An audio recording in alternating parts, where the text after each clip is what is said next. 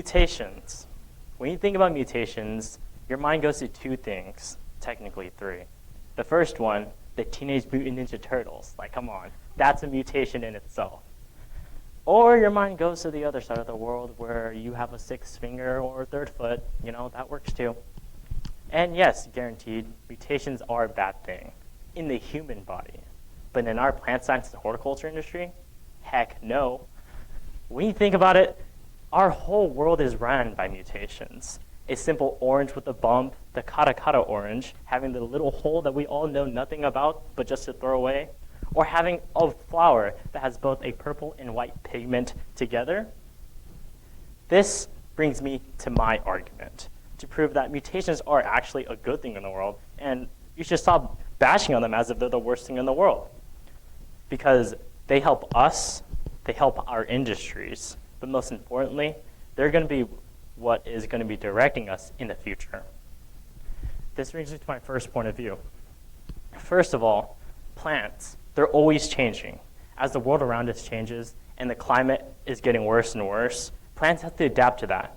And because they're adapting to that, we are trying to find ways to moderate and mitigate it so that we can use it to their best of abilities. However, it comes with backlash. Mutations are often seen as the worst thing in the world, but evolution is seen as the best thing in the world. But what is the difference between them? In reality, there is no difference.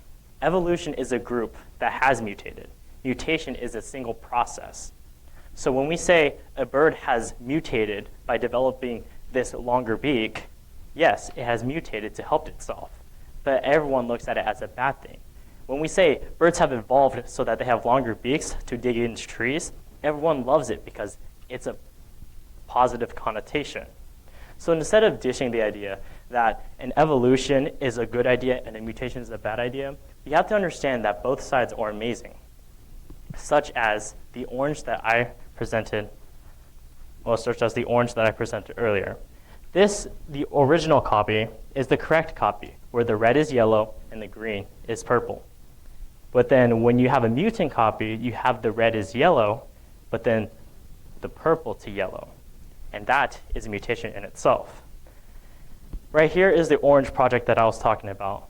That little bump you see in group C is a mutation of a bump that not many people realize. It's something that's often overlooked. It doesn't necessarily affect what you eat or how it affects you in a body way. It just affects how it looks, such as the bump in group B. Nobody really knows what these mean, but it's just a simple idea that this orange decided that a gene was wrong, it was incorrectly made, but it's still perfectly edible and doesn't harm us in any way. Which brings me to my next point. Flowers. The flower pigmentation of pink and white and purple and yellow is a sign of mutation that does not usually occur, but is favored by floriculturalists. Most people enjoy these colors because they have a clash of colors that work well together, such as the pink and white. It's a simple mutation called albinism. Albinoism, a lot of people know that because it's just a simple pigmentation of change. However, it is a mutation nonetheless. Another mutation in terms of flowers is double flowering. We see these every single day with geraniums and hydrangeas. A lot of people appreciate these flowers because they look full and they fill what's left or what's needed to be filled. A lot of floriculturalists love this because a lot of people love to see it as an aesthetic. But ultimately, this is a mutation. But nobody ever bashes on this because nobody knows it's a mutation. Everyone thinks of it as, oh, it's just a pretty flower. You know, it happens naturally. No, it doesn't. It happened because a male and female part somehow got mixed together and made the double flowering. Which brings me to my final point. This is what a carrot looked like before we used it. A carrot was nothing more than just a root. It looks like a ginger plant. But when you think about it and we use it to cook, it's an orange, long root that we eat and that says our eyesight can get better if we eat enough of it. So this is the carrot now. The carrot now has been domesticated through its mutation processes. It's evolved so that we could use it to our best of abilities and feed our growing population. This, in the end, provides the inconclusive idea that mutations are not bad. Instead of bashing on them and saying mutations are the worst thing in the world, actually, they help us thrive.